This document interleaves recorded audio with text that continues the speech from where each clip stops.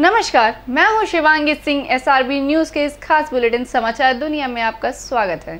आज समाचार दुनिया में होगी दुनिया भर की अहम खबरों की बात और साथ ही होगी कवर स्टोरी पर चर्चा, जिसमें जानेंगे कि क्या है भारत में बढ़ रहे कोरोना के तेज लहर में डराने वाले तथ्य और कौन कौन से तथ्य हैं अहम।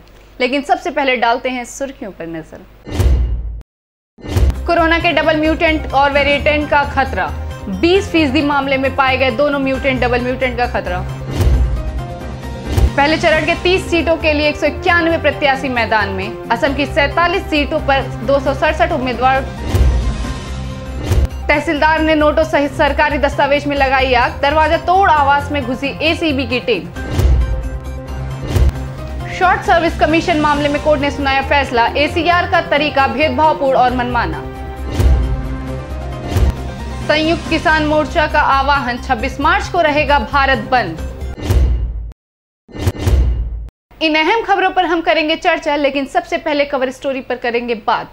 आज कवर स्टोरी में होगी कोरोना के डबल म्यूटेंट के खतरों की बात। लगातार बढ़ती कोरोना की तेजी की लहर में कई तथ्य ऐसे हैं जो डराने वाले हैं। इनमें सबसे अहम तथ्य है भारत में कोरोना के डबल म्यूटेंट और वेरिएंट का पाया जाना। आइए देखते हैं इस पर खास रिपोर्ट। केंद्रीय स्वास्थ्य मंत्रालय ने बीते दिन ही बताया कि भारत में कोरोना के नए वेरिएंट मिल गए हैं। कुछ राज्यों में इसके मामले काफी अधिक पाए गए हैं। करीब 5 महीने के बाद भारत में एक दिन में 50,000 से अधिक मामले दर्ज किए गए हैं, जो फिर से 2020 के उस संकट भरे वक्त की याद दिला रहे हैं। कोरोना की इस ताजा लहर में कई ऐसे तथ्य सामने आए हैं जो काफी डराने वाले हैं। इनमें सबसे अहम है भारत में कोरोना के डबल म्यूटेंट और वेरिएंट का पाया जाना। केंद्रीय स्वास्थ्य मंत्रालय ने बुधवार को एक प्रेस रिलीज जारी की, जिसमें जीनोम सीक्वेंसिंग के आधार पर देश की 10 लैब से जो रिजल्ट सामने आए उसे बताया गया। इसके अनुसार भारत में कोरोना वायरस के 3 नए वेरिएंट मिले हैं, जो कि कोरोना का UK variant, south Africa variant और ब्राजीलियन वेरिएंट है।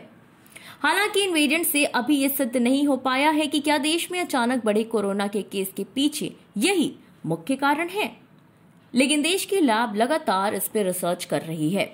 कोरोना के नए वेरिएंट से मौजूदा वक्त में देश में कुल 771 मामले जुड़े हैं। अलग अलग लैब में करीब 10,000 पॉजिटिव सैंपल्स की जांच की गई, जिनमें से 771 मामले नए वेरिएंट वाले मिले हैं। इनमें सबसे अधिक यूके वेरिएंट के केस हैं, जिनकी संख्या 736 है, जबकि साउथ अफ्रीकन वेरिएंट के 34 और ब्राजीलियन वेरिएंट का 1 केस सामने आया है। गौरतलब है कि पूरे देश में कोरोना के नए वेरिएंट नहीं पाए गए हैं, लेकिन चिंता की बात तो ये है कि जिन चिन्हित राज्यों में ये मामले हैं वहां की संख्या काफी अधिक है। जैसे कि पंजाब में कोरोना के यूके वेरिएंट से सबसे अधिक मामले दर्ज हुए हैं। यहां पर कुल 336 केसेस मिले हैं, जबकि तेलंगाना, दिल्ली, महाराष्ट्र, गुजरात में भी यूके वेरिएंट के केस पाए गए हैं। इसके अलावा तेलंगाना, महाराष्ट्र, दिल्ली, कर्नाटक और आंध्र प्रदेश में साउथ अफ्रीकी वेरिएंट के भी केसेस मिले हैं। जो एक ब्राजीलियन वेरिएंट का केस मिला है वो भी महाराष्ट्र में पाया गया है।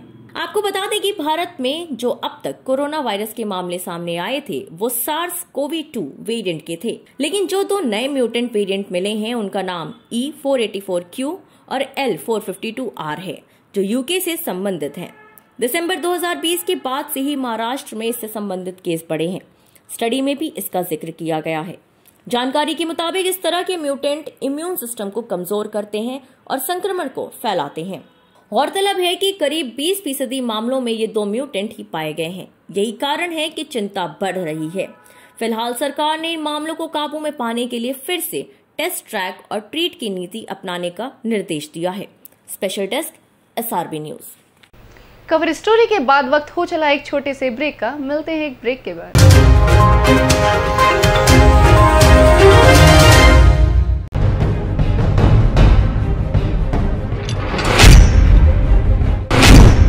बहने लगी है चुनावी बयान, अब होंगे विकास के दावे, गली मोहल्लों को चमकाने के वादे। हर दावों और वादों की IBN भारत करेगा पड़ताल, क्योंकि आप बनाने जा रहे हैं गांव की सरकार।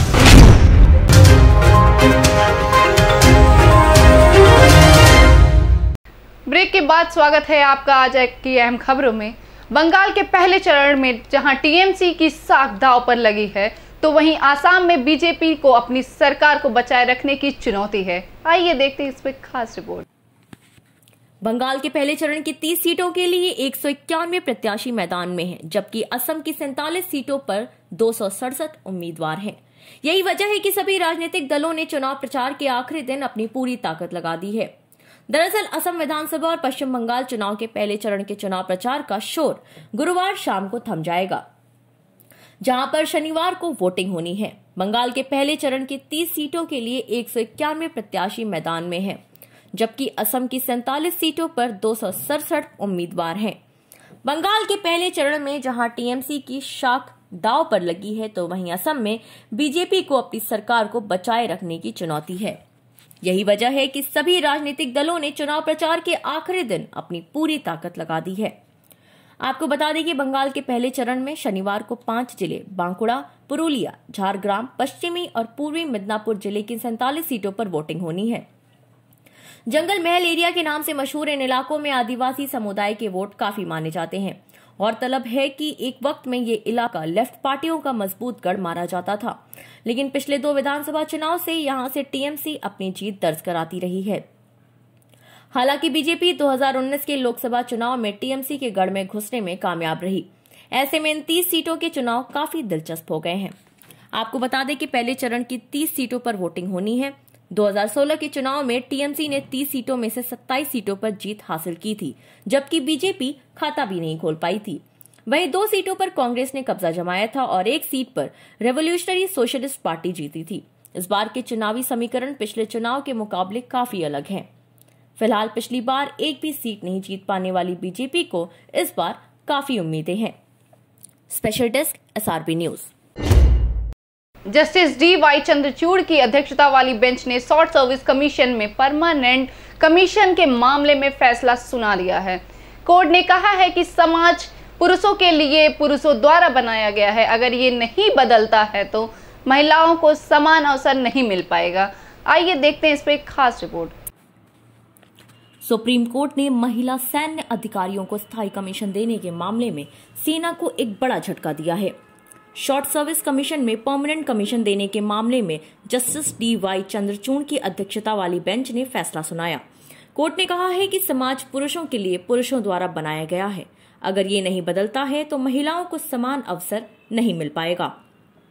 जस्टिस चंद्रचूड़ ने कहा है कि महिला अधिकारियों को सेना में स्थायी कमीशन देने के लिए एसीआर का तरीका भेदभावपूर्ण और मनमाना है। आर्मी का ये तरीका महिलाओं को स्थायी कमीशन देने का समान अवसर नहीं दे पाएगा। कोर्ट ने स्थायी कमीशन के योग्य महिला अधिकारियों को 2 महीने के अंदर पदभार देने का निर्देश दिया है। सुप्रीम कोर्ट ने कहा है कि एसीआर यानी सर्विस का गोपनीय रिकॉर्ड मेंटेन करने की प्रक्रिया ज्यादा पारदर्शी हो। इसके मूल्यांकन की प्रक्रिया नए सिरे से तय की जाए ताकि किसी अधिकारी के साथ भेदभाव नहीं हो। सुप्रीम कोर्ट ने फरवरी 2020 में दिए अपने फैसले के बावजूद सेना में कई महिला अधिकारियों को फिटनेस और अन्य योग्यताओं और शर्तों को पूरा करने के बावजूद स्थायी कमीशन नहीं दिए जाने को गलत बताया। सुप्रीम कोर्ट ने कहा है कि दिल्ली हाई कोर्ट ने इस पर 2010 में पहला फैसला दिया था।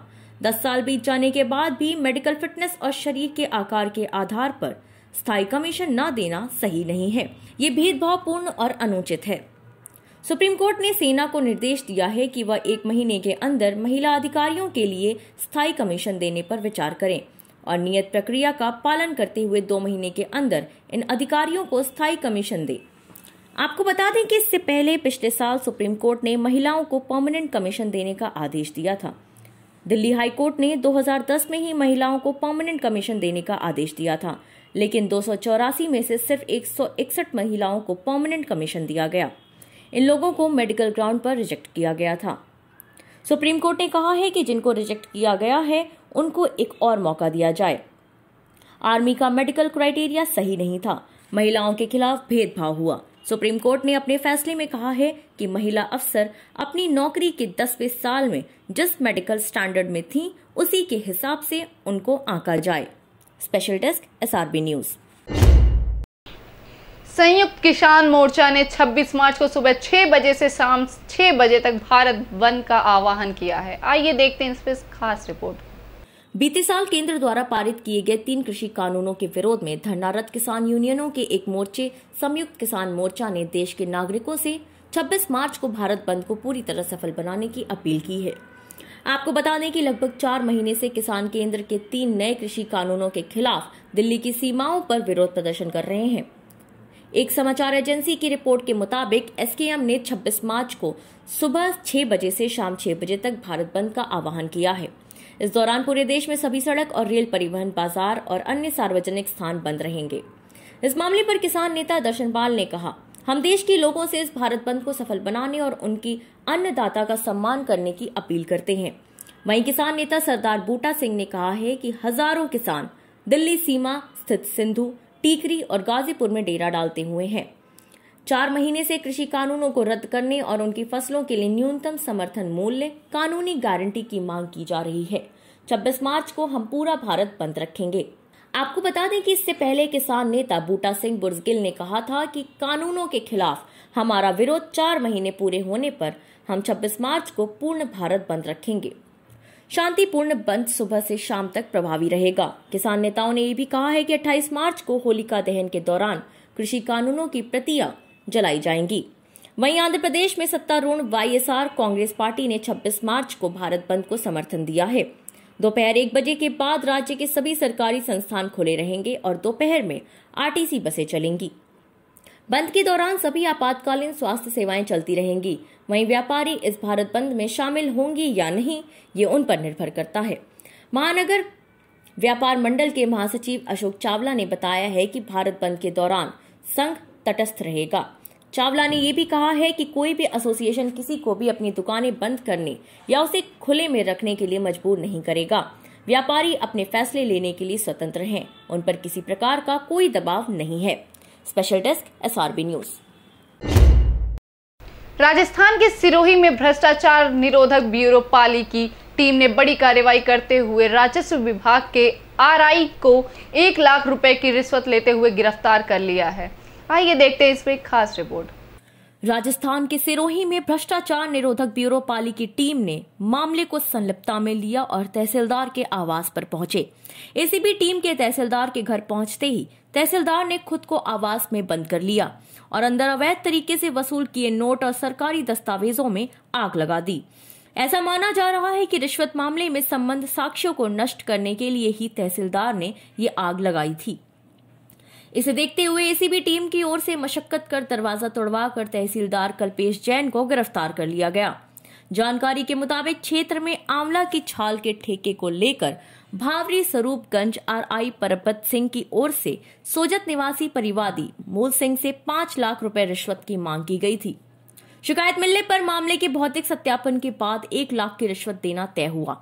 मामले में तहसीलदार कल्पेश जैन की संलिप्तता भी सामने आई। दरअसल एसीबी की ओर से ट्रेप की कार्रवाई को लेकर व्यू रचना को अंजाम दिया गया था। इसी के तहत परबत सिंह को स्वरूपगंज में भावरी पुलिया से धर दबोचा गया।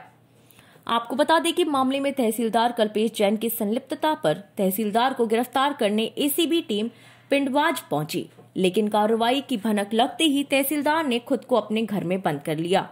इस बीच अंदर से आग की लपटें उठती दिखाई दी, जिस पर एसीबी टीम ने अन्य के सहयोग से मशक्कत कर दरवाजा तोड़ अंदर जाकर तहसीलदार को गिरफ्तार कर लिया। गौरतलब है कि मौके पर सरकारी दस्तावेजों सहित भारतीय मुद्रा जली हुई मिली। Special desk SRP news. फिलहाल समाचार दुनिया में आज के लिए इतना ही। मुझे दीजिए इजाजत। नमस्कार।